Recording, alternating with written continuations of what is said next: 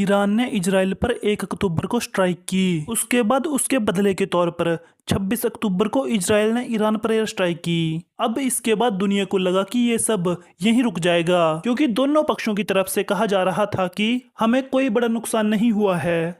लेकिन अब जो खबरें सामने आ रही हैं उसे देखकर पूरी दुनिया को डर लग रहा है। दरअसल ईरान के सुप्रीम लीडर अली खामेनेई ने अपनी सेना को इजराइल पर जवाबी हमले की तैयारी करने के आदेश दिए हैं। बताया जा रहा है कि 5 नवंबर को अमेरिका में राष्ट्रपति चुनाव से पहले ये हमला किया जा सकता है। इससे पहले जब ईरान ने इजराइल पर हमला किया था तो ईरान ने इजराइल पर 200 बैलिस्टिक मिसाइलें दागी थी, जिसके जवाब में इजराइल ने ईरान पर 100 से ज्यादा लड़ाकू विमानों से एयर स्ट्राइक की थी। लेकिन अब अगर ईरान इजराइल पर हमला करता है तो 90% चांस है कि मिडिल ईस्ट में एक बड़ा युद्ध हो जाए, और इस समय पर यह युद्ध होने के पूरे चांस हैं, क्योंकि रूस चाहता है कि आज के टाइम में अमेरिका का ध्यान जितना हो सके यूक्रेन युद्ध के बदले कहीं और लगे। और यही सेम चीज चीन भी चाहता है कि अमेरिका का ध्यान ताइवान से हटकर कहीं और लगे। इसलिए रूस और चीन ईरान को इस समय पूरी बैकिंग दे रहे हैं, और रूस तो ईरान के साथ सीधे सीधे खड़ा हो गया है, जिससे कि युद्ध फैलने का खतरा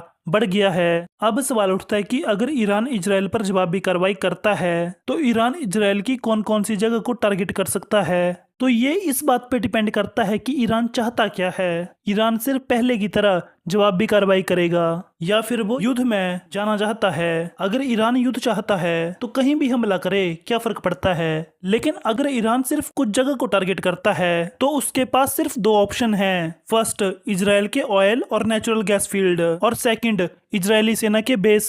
इजराइल के ऑयल और गैस फील्ड को टारगेट करना ईरान के लिए थोड़ा आसान होगा, बट अगर ईरान यहाँ टारगेट करता है तो इजराइल के लिए ये छोटा सा नुकसान होगा। लेकिन ईरान की तो सारी की सारी इकोनॉमी ऑयल फील्ड पर ही टिकी है, और ऐसे में अगर इजराइल ईरान की ऑयल फील्ड पर हमला करता है तो ईरान तो पूरी तरह तबाह हो जाएगा, और इजराइल के लिए ईरान की ऑयल फील्ड को तबाह करना कोई कठिन काम नहीं होने वाला।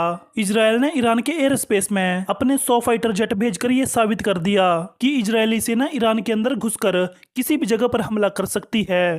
पर यहाँ सवाल उठता है कि ईरान ने भी तो इजराइल पर स्ट्राइक की थी, तो वो सिर्फ ईरान ने मिसाइलें भेजी थी, लेकिन इजराइल ने अपने फाइटर जेट भेजे थे। मतलब अगर ईरान को नुकसान होता तो नुकसान सिर्फ मिसाइल का होता, लेकिन अगर इजराइल को नुकसान होता तो फाइटर जेट के साथ साथ पायलट को भी नुकसान होता। यानी इजराइल को भरोसा था कि ईरान की सेना से कुछ नहीं होने वाला। बाकी आगे क्या होगा ये तो आने वाला टाइम बताएगा। बाकी तो आई होप आपको वीडियो अच्छी लगी होगी। वीडियो देखने के लिए धन्यवाद।